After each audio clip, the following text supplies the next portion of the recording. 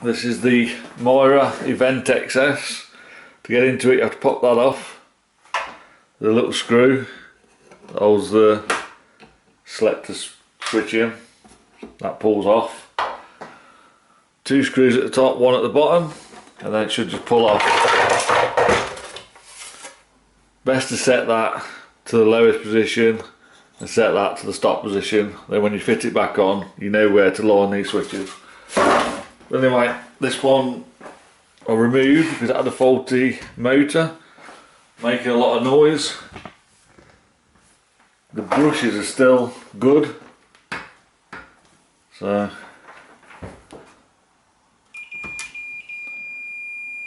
got 19 ohms on the winding. You can go around and test each armature winding. That's 7 or 8. 5, massive difference. 8, and that one's 0, but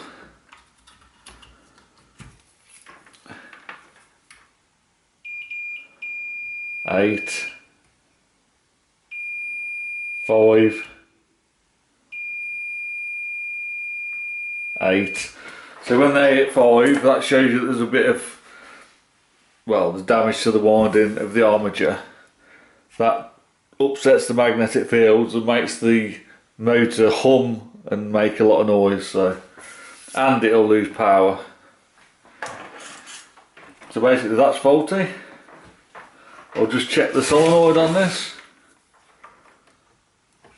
Solenoid's gone as well, so I didn't realise that had gone as well, but never mind.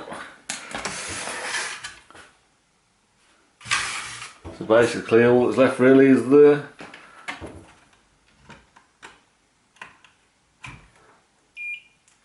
looks like that resistor's gone as well. Alright, you can see it, burnt out.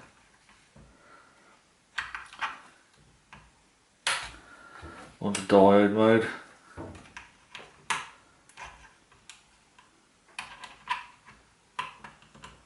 Well, there's nothing happening on there, so it might be covered. So basically that all there is electrical really on it.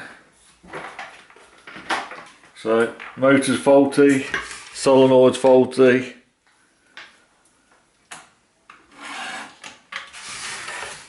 Not sure about the board, I'll test that when it's out. So not a lot can salvage from this. So that's how you do the tests. You're testing the solenoid for continuity. Oh, it's got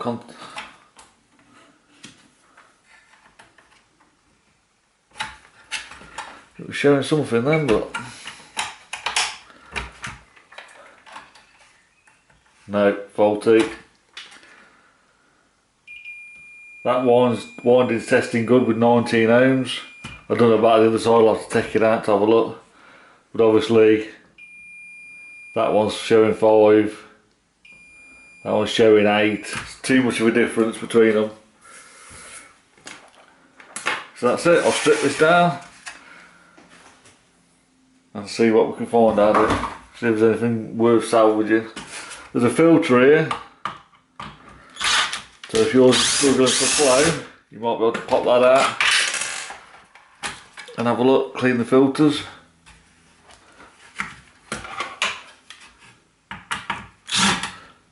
These are Torx bits, so I'll strip it down on a different video.